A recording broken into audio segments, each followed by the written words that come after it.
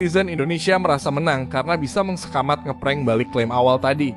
Makanya kalau ngomong bahasa Melayu cocoknya di Malaysia saja Cipa, jangan di Indonesia. Mikir kamu Cipa. Kau kira Malaysia yang ke pakai bahasa Melayu?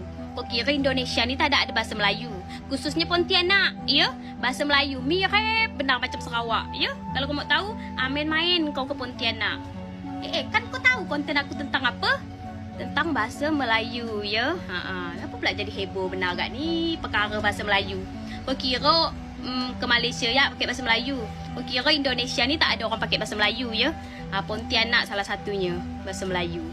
Banyak, ya? Kota-kota lain tu banyak pakai bahasa Melayu, ya? Daerah Jambi, Sumatera, sama Riau pakai Melayu gak? Kau kira Malaysia ya? Indonesia tu ada gak? Main-main kau sini, main-main kau puang jauh sayang.